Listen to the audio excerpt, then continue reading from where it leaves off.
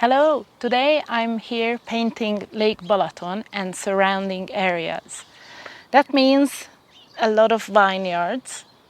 They produce fantastic wine here. But I love to paint rather than drink the juice here. What I have done is a color study of the surrounding area. As you can see, it's not exactly a botanical illustration, but it's rather a capture of the dominant colors that I can see around me, which is not just green and not just blue. I was also trying to capture the ones that were complementary colors.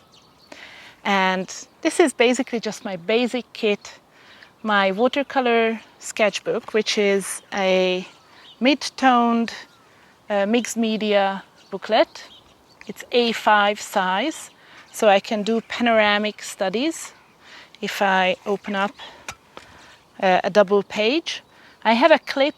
Make sure you always bring at least one clip with you. I have a spray bottle to wet my canvas as well as, well, not canvas, paper, as well as my palette. And I also use a water brush, which is my secret weapon when I'm painting in places where it would be just uncomfortable to pay attention to a water bottle and not to kick it over and so on. So this was the first study today, and I'm quite happy with it. When you start painting, don't expect to go all the way to a perfect acrylic or oil painting.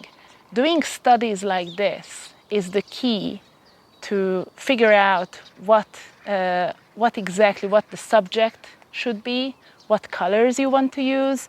You have to do 2, 3, 4 of these studies to figure out what you want to paint when you start painting in earnest on a canvas with acrylics or perhaps in oils.